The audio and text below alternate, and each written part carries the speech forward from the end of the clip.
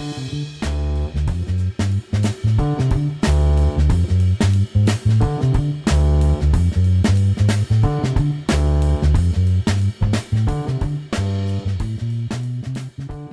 everybody and welcome to another product review video, and today we're going to be talking about Warcolours ink line.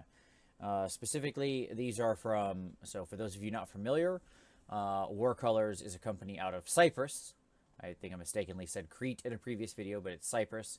And they make a great range of paints, inks, glazes, the whole deal. And they're all able to be they shipped over pretty quickly, and you get a lot of it for a pretty great price, to be completely honest. Today specifically, we're going to talk about ink. So they have a full set of inks. I have them all here. I went ahead and got the whole set. So there's this many of them. A lot, as you can see, it's 19. And they come in more or less every range of color that you would want. Of course, there's black, and then there's many different types of blues, turquoise. You can see the reds, yellows, purple, magenta, all that kind of stuff. So we're going to kind of get into these, and I'll talk about them and what I think of them here. As well as always, we're going to show them in use. So I've got a little mini that's just been zenithal highlighted over here so you can see how they look. The first thing I'll say about them is that if you're familiar with other inks, say Vallejo or Scale 75 or the Army Painter inks, these are not as strong as those. And so what I mean by that, let's go ahead and clear some space here. So many inks. What I mean by that is when you apply those inks to something, they're quite powerful in how much they will tint the colors. These are much more transparent. One of the interesting things about Warcolours is they do have their little transparency index on all of their paints as to how transparent or opaque they are. As you can see, most of these have 0 bars, as it were, in their little cell phone index. The exception being the black ink, which get in a single bar. Okay, so these are a little bit more light in the way that they're applied than the inks you might be familiar with. That is to say, they're very good for things like glazing or filtering. If those are the sorts of ways that you paint, if you like to work in thinner colors, these are pretty great for that.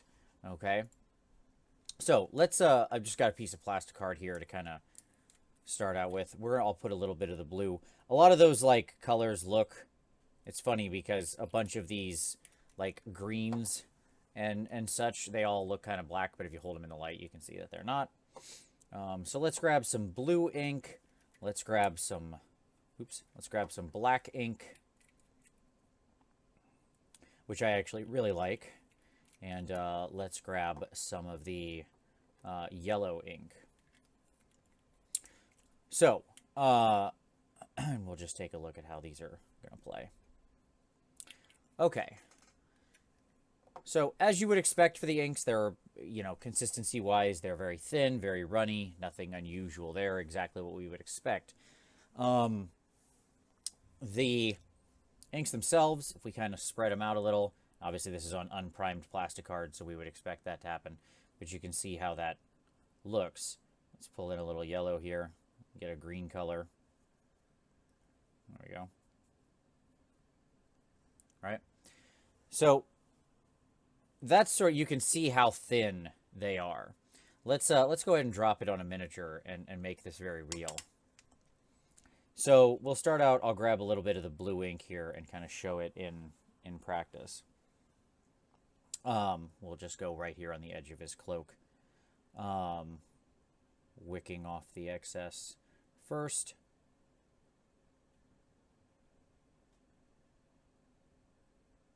You can see that's about what we get. So we get a nice rich tone.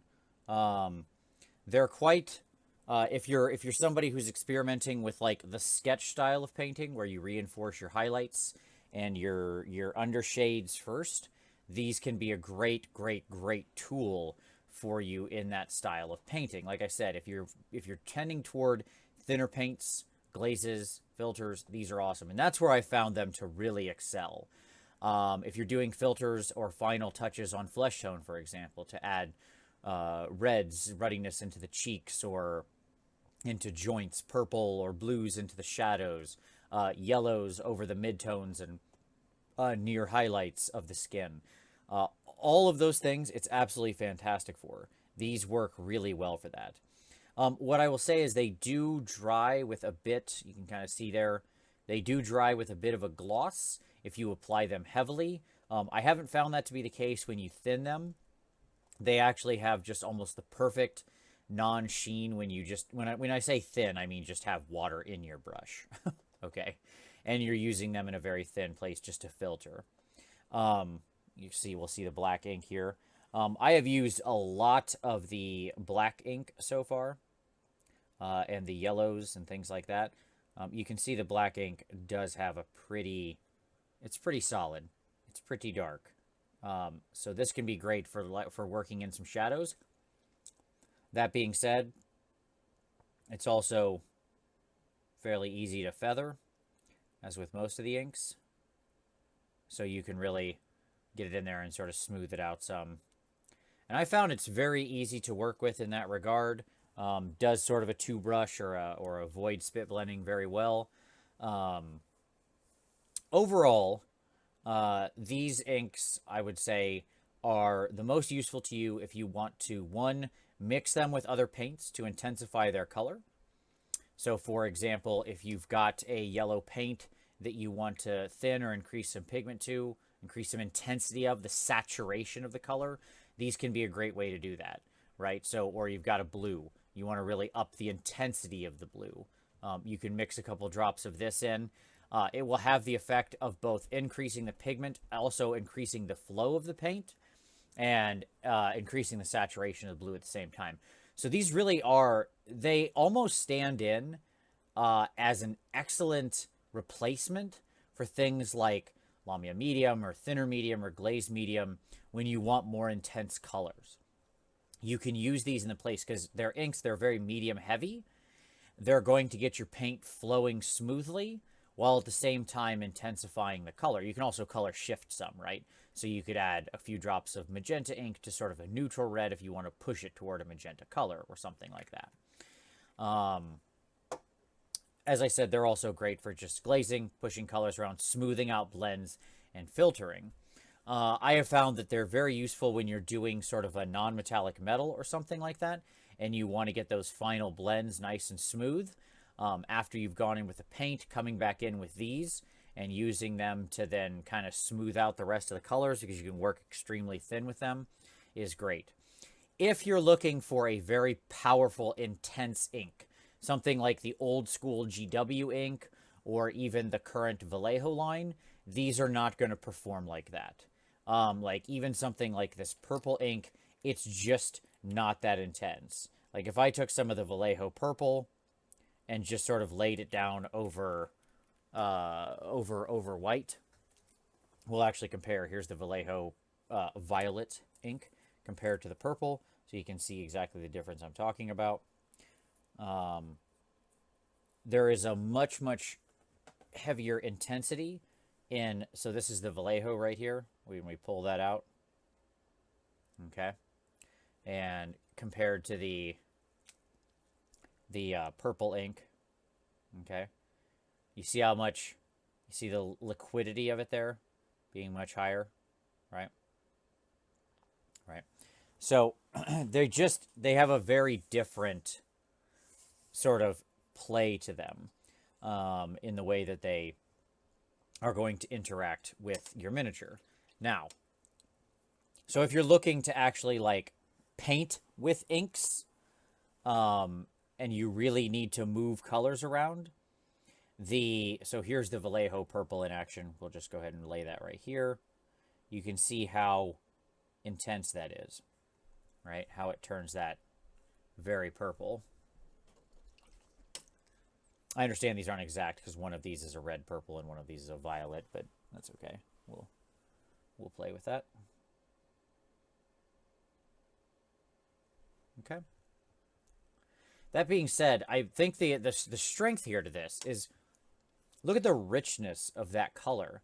It works great for the sketch style, or for when you're using undershading, because um, you can really let the color underneath shine through. Okay, it doesn't destroy some of your undershading work. So, all in all, my review of the Warcolours Inks. You get 19 bottles for €34.95, which is a pretty great deal. 19 paints for euro to USD is about the same right now, so it's roughly $35 to $40, depending on what the conversion rate is when you're listening to this. Each of the bottles is 15 milliliters. They're all labeled very straightforwardly: purple, magenta, yellow, red, orange. That kind of thing. They don't get goofy with the names or anything like that. It's all very straightforward. So you get a lot of them in a wide range of colors. As I said, I find them very useful for both thinning paints while retaining your intensity, or even upping the saturation of the color. I find them very useful for thin glazes, smoothing of blending, and filtering. So if those are the kind of tasks you're looking for, then these are going to excel in that regard. They are not a replacement for paint. They do not have that level of coverage, nor are they intended to. They are a little thinner and more liquid than, say, your Vallejo inks or something similar like that. So just know that there's a difference there in how you work with it. Because they're so liquidy and so full of medium, you want to make sure when you're working with them, you are always wicking the excess off your brush. Otherwise, it's going to go out of control real fast when you hit the miniature. Overall, I give these a solid A. I'm very happy with them. I'm looking forward to more chances to use them. I've been playing around with them a lot over the past 2 weeks since I got them, and have really, really enjoyed them as far as what they can do. So there you go. Warcolours Inks. I'll have a link down below directly to the paint set. So if you're interested in picking it up, you can go ahead and click that and check it out. Or if you want to just read more about it, you can look in there. But overall, hope you found this product review useful. Hope you enjoyed. And as always, we'll see you next time.